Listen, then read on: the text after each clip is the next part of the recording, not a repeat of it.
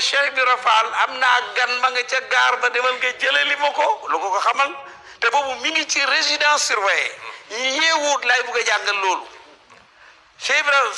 suma mag ji ma ko wax Alaaji Omar Niass gaañu na mu ne mu làkk sama baay ci foo xam ne kenn du ko gis boobu nit ñi naturel la lépp naturel la léegi nag lépp c'est artificiel nee na bu buuxee rek nit ñi daanu moom Cheikh Ibra ba mu ñëw ba ci sama baay mu jël ñaari oomam yi ne ko rupp ci suuf sujootal ko am ku ne ma sujoot sa gaa yi dañuy sujoot ma ne ko lu ci ne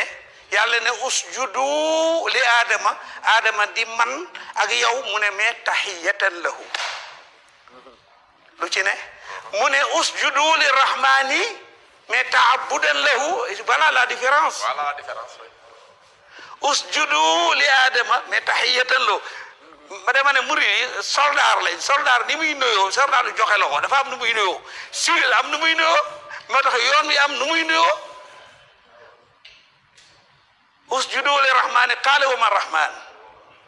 ba ca laaye ja man li ma gën a yéem sëñ Ablaye mooy ñeme gi dafa janoog noonam ne axrajtumuni bokkut ak axrajuni mooy génne nañ ma sosut maanaam lépp moo koy waxal boppam dafa maanaam axrajtumuni kan koy waxal mo sa baaraam bi yaa ngi koy jëm ci bët yi axrajtumuni naatiqiina waqul qaayiliina uslub bi alquran di topp wa maa yantiqu anil hawa waxut wa maa yaqulu sëñ Tuubaa it jël même style bi alquran topp naatiqiina bi annani abdul ilahi waaye wa innani la mujahidun waaw yéemel lool c'est-à-dire njàmbaar gi ak ñeme gi foofa da ngay xam ne ndimbalul yàlla rek la am wallahu yansuru nii ba léegi dafay ñëw sama baay nee na bañ demee di ko jaale ji nee na Cheikh Ibra daal di ñëw na ko sama baay na ko ay ma yow noo ma xamee ba ñëw di ma nuyoo def na ko ñas moom Cheikh Ibra sama baay na ko sant ba mu ne ko Ibra Fall dof Amadou Bamba dof sëñ bi ne woon naa la jël si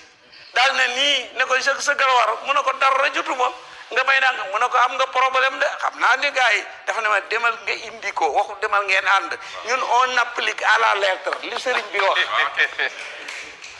tey nag murid yi day wax ne yenn yi jaadu dañoo war a civilisé dañoo nekk Maroc sëñ Cheikh Mbacke Gaynde Fatma ba saa yu génnee rek benn géwalam daal di koy tagg sëñ Saaliw na ko noppal waay bañ jël Sénégal civilisé waay ba ñibbi mu ne ko man am moret la am moret du civilisé waaye maanaam loolu la am moret du civilisé mais am moret du changé bu demee Amérique moret la bu demee feneen moret la mu ne ko am noppal waay mu ne ko déedéet am moret la am moret du civilisé Cheikh Ibra daal di xëcc son bàyyi teg ko fii di daw ñëw ba ci pénc mi ba ci kër gu mag mu jël dënn bi ne ko rës ma ne ko doonu toon Cheikh Ibra ci ndigalul sëñ Touba ma ne sa ñaari tànk nga ne ko réel ci suuf sama bàyyi di wax ci maandu Cheikhul Khadim mu ne délégation ba juróom-ñeenti nit lañu waaye mu ooma mu ne jël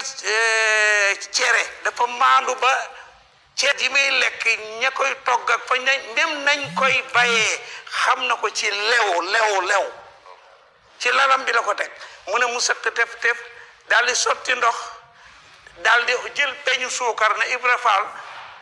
mu daw ñëw ne Mbàkke mu ne ko dimbale ma ci peñ bi mu jël mu ne loxoom bi sama bàyyi wax de mu ne loxoom bi comme jaasi tëll mu xar ci digg bi loolu ko man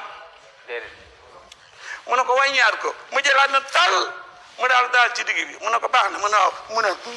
daal di mar la li desoon ci suukar si mu ne nii ñetti baaraamam la lekk ba mu pare mu ne ko doom kaay mos neexut de waaye lew na doom lu neex laa ngi ñëw voilà lu neex laa ngi ñëw waaw léegi nag mu daal رفعنا إلى الماء الذي قد مالوسنا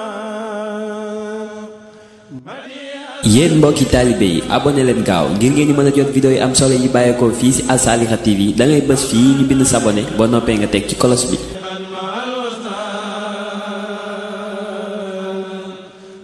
Al Saliha TV, une chaîne religieuse et culturelle au cœur du mouridisme.